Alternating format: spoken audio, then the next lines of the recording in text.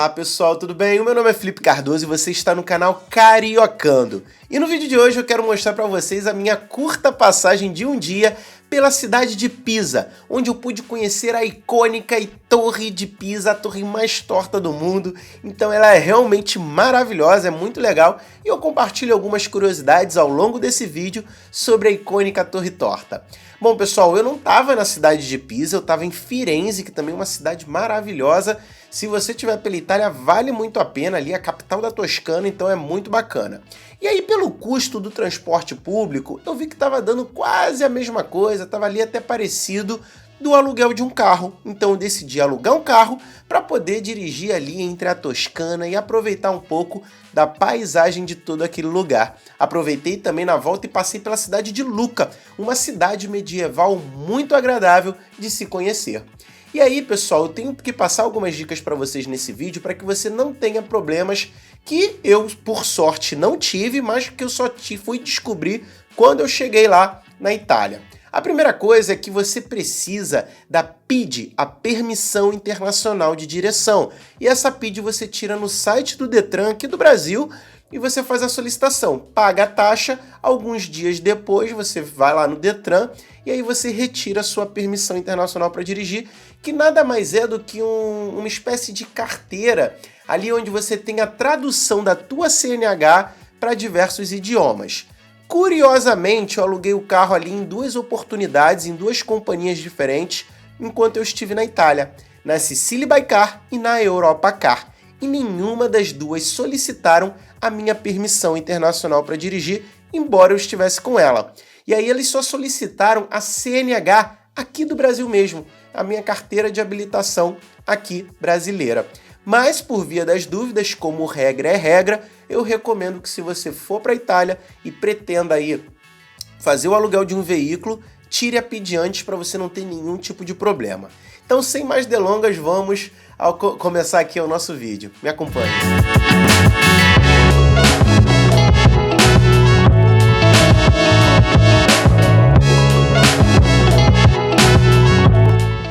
E acabamos de chegar aqui em Pisa, né? Alugamos esse carrinho aqui, né? Estacionei. Lembrando que sempre que tiver faixa azul, né? Através de parquímetro, você pode estacionar tranquilamente. Então paramos aqui, alugamos esse Fiat Panda, né? Ele é híbrido, muito legal. Ele tem uma bateria, ele vai recarregando. E assim que eu estacionei, quando tem a área P, né? Você pode ver lá atrás. É sinal que você tem que usar um parquímetro. Ou como me recomendaram aqui, a menina me recomendou esse aplicativo aqui também, que é o Easy Park, né? Então, ele coloca aqui, já está na rua, né, que eu quero estacionar. Eu já ativei a minha localização, já informo que eu quero estacionar aqui. Então, vamos zona A. E aí eu vou marcar não residente. E aí eu vou cadastrar aqui e girar para escolher o tempo que eu vou querer ficar aqui no estacionamento. Então, ao invés de eu usar o parquímetro tradicional, eu posso muito bem usar essa aplicação aqui. O aplicativo ele também vai te avisar quando o tempo estiver expirando, né? Então você pode colocar aqui o tempo exato, né? De quanto você vai ficar estacionado, né? Assim você não precisa ficar correndo atrás. Então adicionei aqui mais algum tempinho, tinha posto 15 minutos. Ele coloca aqui o novo valor de R$ 3,80. Vou confirmar. Eu já configurei o PayPal. Estacionamento modificado, fazendo check-in. Tá? Então já está tudo certinho aqui, né? Temos 2 horas e ele vai me notificar quando o tempo estiver expirando. Pessoal, e como você pode ver, esse aplicativo que eu utilizei, inclusive recomendação de uma pessoa que me encontrou ali na rua, né? Eu fui pedir algum auxílio, uma italiana, e aí eu pedi ajuda, como funcionava ali o parquímetro, onde se encontrava, e ela simplesmente falou: Felipe, baixa esse aplicativo aqui que é muito tranquilo de usar, eu mesmo estou usando, você pode usar em toda a Itália e ele é muito prático. E uma coisa que eu achei fantástica nesse aplicativo é que mesmo estando longe do veículo, você pode acrescentar tempo. Então você não tem aquela dor de cabeça de, por exemplo, coloquei ali no parquímetro que eu ia ficar apenas 2 horas. E aí você sai andando pela cidade, quando você vê tá quase batendo 2 horas, ou você não vai chegar a tempo, ou então ali você vai ter que voltar mais cedo para poder incluir mais tempo no parquímetro e você perde tempo durante a cidade.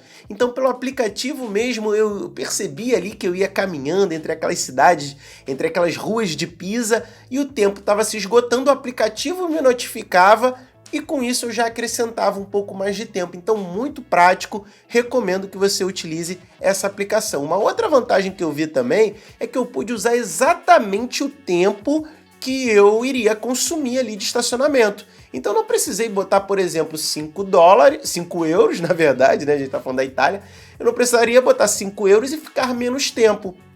Porque o que eu fazia? Eu colocava ali de meia em meia hora, eu colocava no aplicativo, eu percebia que eu ia ficando e ia prolongando ali o meu parquímetro. E com isso, depois eu via o tempo que eu tinha caminhado e o tempo que eu levava para chegar de volta ao carro.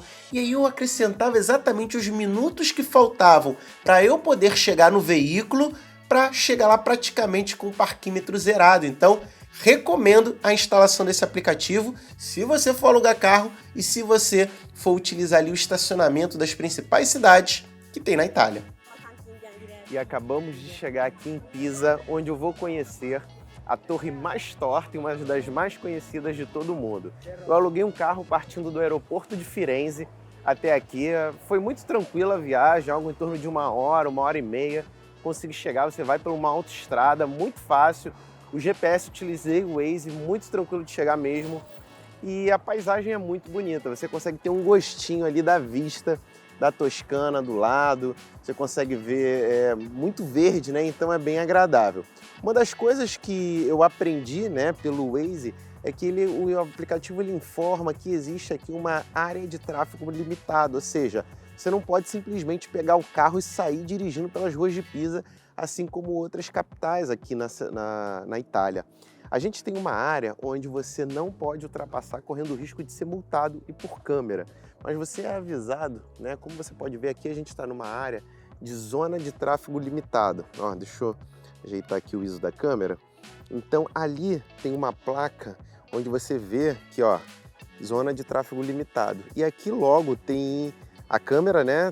Tem ali uma placa e a câmera que ele multa o teu carro automaticamente. Então, quem passar dessa zona em diante vai ser multado, a não ser que a pessoa tenha uma autorização, né? Essa autorização pode ser autorização de por alguma autoridade aqui da cidade, ou mesmo se a pessoa for morador, se ela comprou esse passe, né? Então, você que alugou um carro, muito cuidado com essas áreas.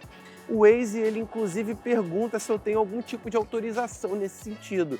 Eu acredito que ele automaticamente deva desviar os caminhos. Pessoal, e como você viu ali no vídeo eu explicando, né?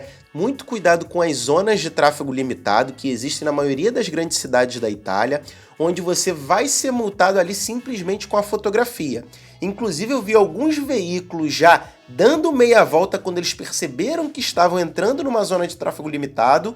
Mas a boa notícia é que geralmente quando essas zonas se iniciam, você sempre tem uma área para escapar. Então, se você está vendo uma rua onde a princípio existe uma zona de tráfego limitado, geralmente você tem a alternativa de virar à esquerda, virar à direita e possibilitar aí com que você não seja obrigado a atravessar essa zona.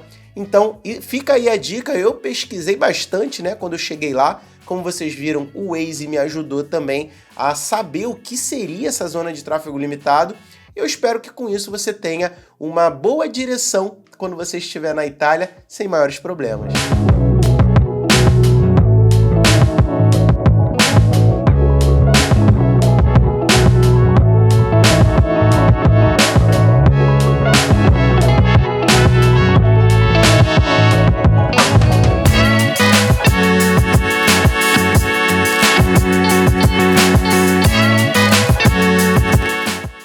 Chegamos aqui na Torre de Pisa, né, onde tem uma galera já subindo ela e ela realmente é muito torta, pessoal.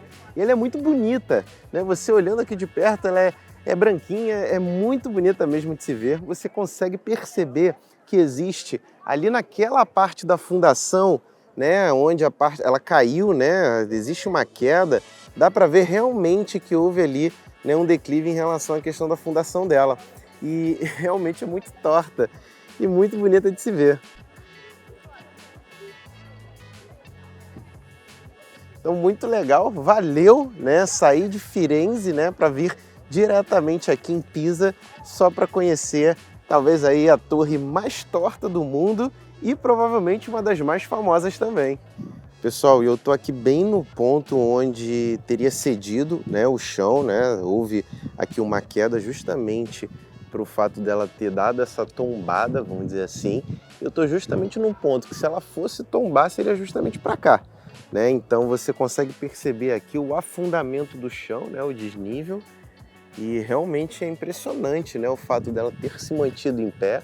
Obviamente devem ter havido aí diversas obras no sentido de reforçar essa parte aqui do piso, né, justamente para que ela se mantivesse, né, até os dias de hoje. Pessoal, eu pedi aqui pertinho, né, um panini tradicional com trufas negras, presunto parma e queijo pecorino romano. Pô, sensacional. Para beber uma limão soda, que diz aqui que é feita somente com limões sicilianos, né? Então, se é a mesma, eu não sei, mas eu sei que tá muito bom.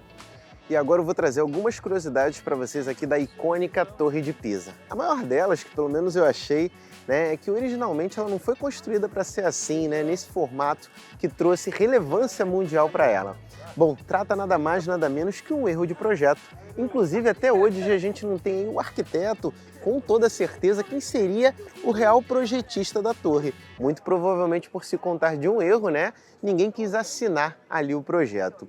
Uma curiosidade também, pessoal, é que esse erro se deu por conta de falta de atenção em relação à estrutura que deveria ser construída a ponte e também aqui em relação ao terreno. É um terreno muito arenoso, um terreno não muito bom, que obviamente cedeu e fez com que a ponte começasse a tombar, né? Mas ela não tombou da noite para o dia, isso na verdade foi acontecendo ao longo dos anos e aí tentaram inclusive compensar, tornando aí colunas do outro lado um pouco mais pesadas, né? Isso porque todo prédio ele precisa de um centro de gravidade, mas no caso aqui da torre fica difícil você colocar um centro de gravidade numa torre ali que já está tombando. E aí fizeram uma intervenção muito séria nela, justamente para que ela não tombasse, né? Ela tinha um risco iminente ali de tombar, e aí fizeram uma reforma onde trouxeram ela um pouquinho, né, pro eixo central, mas já era conhecida mundialmente, eles não podiam simplesmente consertar a ponte porque não traria mais turistas, inclusive, né? Então decidiram fazer uma reforma no sentido que fizesse com que a ponte não corresse mais o risco de tombar, mas que ela mantivesse essa aparência que está aqui até nos dias de hoje. Bom, pessoal, e uma outra curiosidade aqui também é que a ponte daqui a muitos anos ela tende a tombar novamente aí rumo ao chão, né? Mas até lá, né, vai fazer bastante tempo e certamente entrarão com outras intervenções para evitar que a torre acabe caindo e manter essa exuberância que é convocada aí por muitos turistas aqui à visitação. Bom, pessoal, vou ficando por aqui, espero que você tenha gostado desse conteúdo. Peço para você se inscrever no canal, me seguir lá no Instagram, eu compartilho minhas viagens, compartilho meu dia a dia. Vai ser uma satisfação ter você por lá. Eu vou ficando por aqui e até a próxima. Tchau, tchau.